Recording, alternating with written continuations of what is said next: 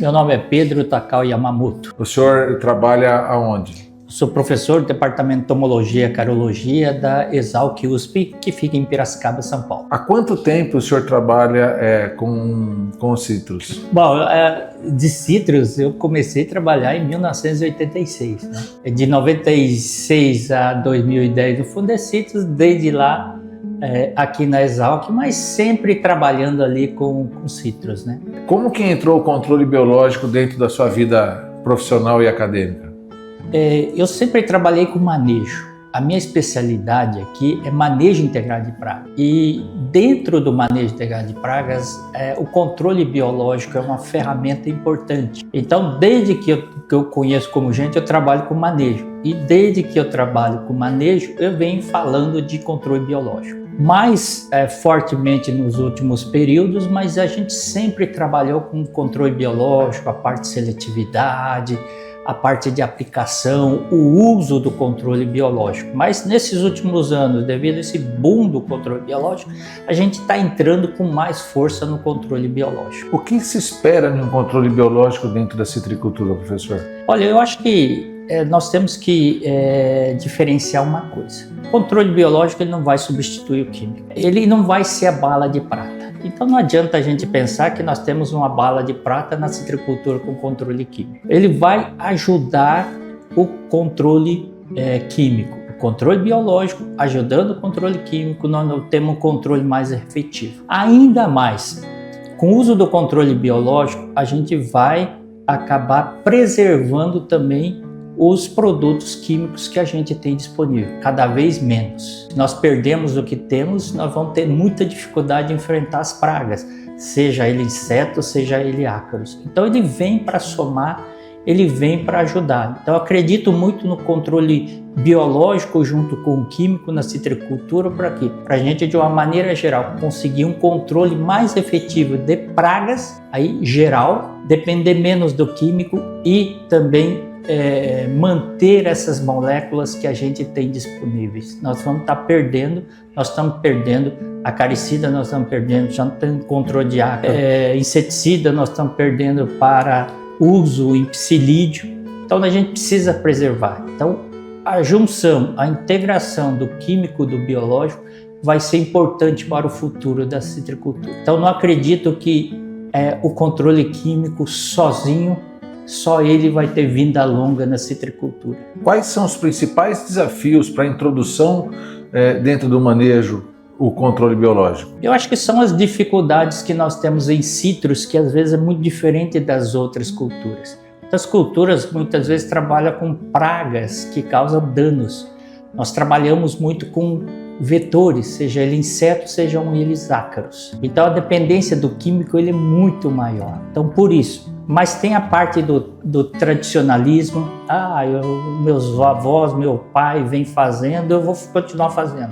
E acho que é um pouquinho também a descrença, que pode estar relacionado com o quê? Com a falta de conhecimento. Então as duas coisas estão ligadas.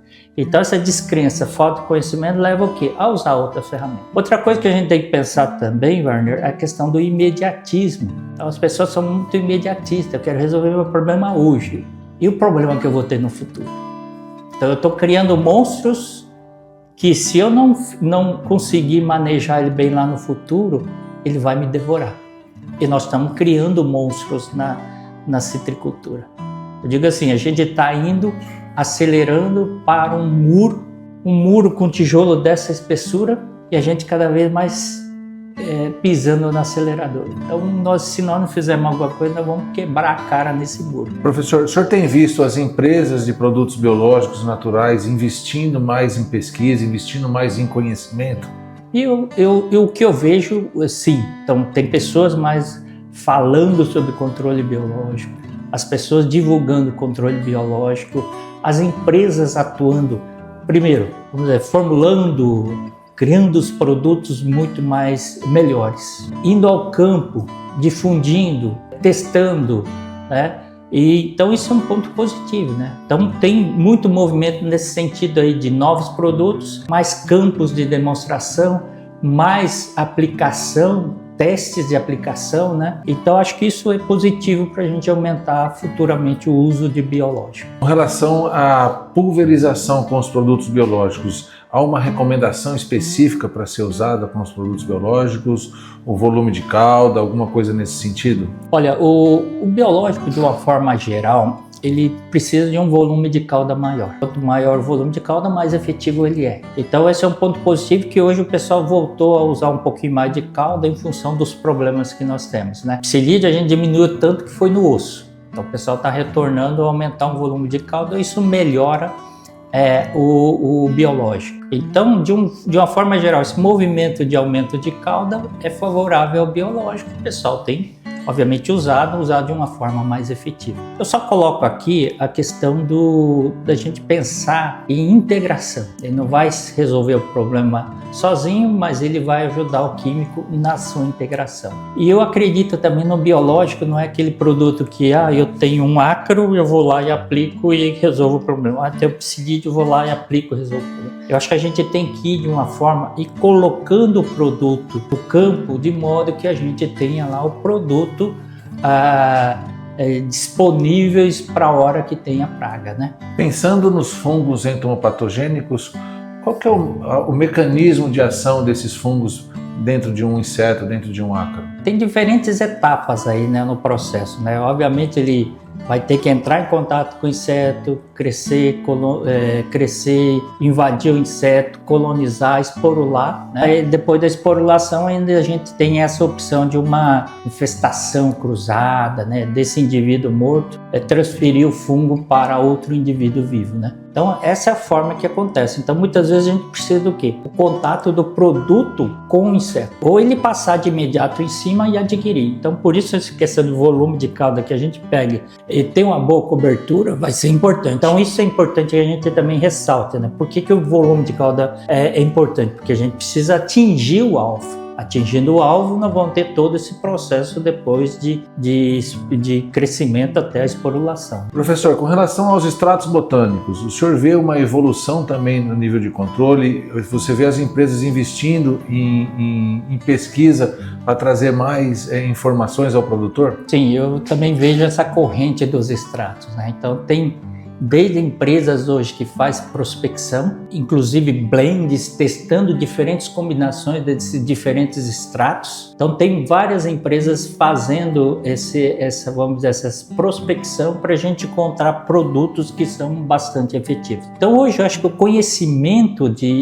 dessa área vem aumentando bastante. Isso é positivo, porque isso vai gerar o quê? Produtos mais eficientes. Nós estamos aí acostumados com óleo de NIM, azadiractina, mas hoje já tem muitos extratos que estão sendo estudados, formulados e utilizados. E alguns têm bom controle para uso isolado, mas eu acho que também tem uma grande perspectiva da gente usar em conjunto com o químico. Também para aumentar a eficácia, aumentar o tempo de controle, preservar esses produtos químicos que nós estamos perdendo, repetindo, né? O senhor vem trabalhando com algum produto da Balagro? De uma forma geral, a gente vem trabalhando com os fungos, né, os entomopatógenos e também os extratos de plantas. Então nós temos aí boas perspectivas de produtos bons para uso para controle de praga do citro. Eu acho que o universo ainda de produtos é muito grande, né? Então a gente precisa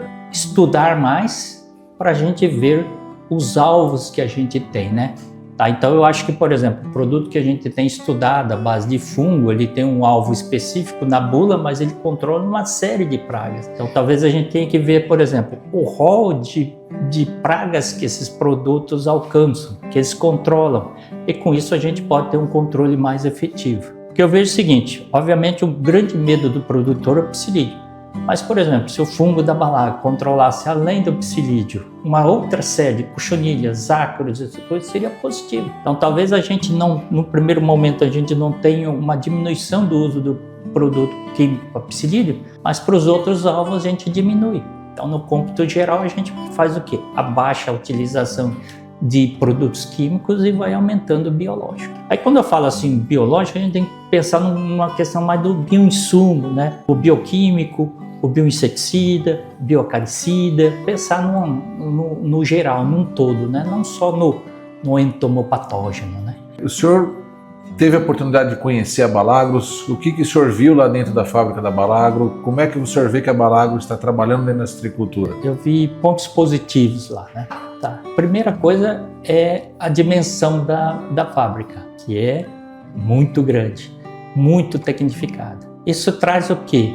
O que me deixa feliz? Que nós vamos ter produto de alta qualidade. Eu acho que o controle biológico, em alguns momentos, ele falhou muito, ele teve algumas, vamos dizer assim, alguns percalços. Por quê? Porque não tínhamos produto muito bom. Então, o que eu vejo na fábrica da Balagro? Essa questão de produção com qualidade, com produto entregando aquilo que ele fala que entrega. Porque não adianta nada a gente ter 200 empresas se a maioria não tem produtos bons. Então, eu acho que isso reflete um pouquinho o que eu vi na Balagro. Uma empresa que a gente confia, né, de confiança, que produz produtos de alta qualidade. Então, esse que a gente precisa. O controle biológico está cada vez galgando andares maiores, né, mais altos, mas a gente precisa, para chegar lá no topo, ter produtos de melhor qualidade. Então, eu vejo dentro da Balagro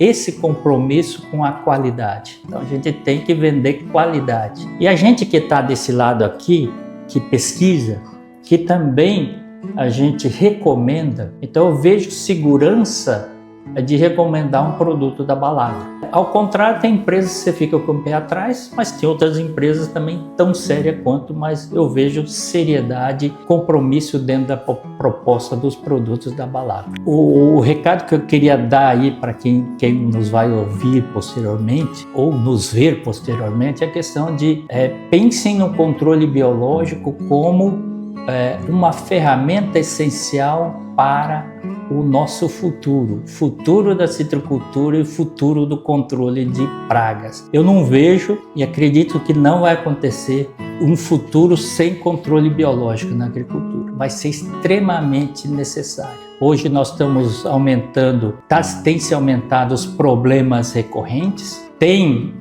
aumentado os problemas que eram problemas no passado, então é um recrudescimento de problemas e nós vamos ter problemas no futuro se a gente ficar só dependendo do químico. Então nessa linha, o que eu clamo aos produtores, aos técnicos, a quem trabalha na citricultura, pensem no controle biológico como uma ferramenta para sustentabilidade e também para a preservação da citricultura. Eu acho que sem ele nós vamos entrar numa derrocada.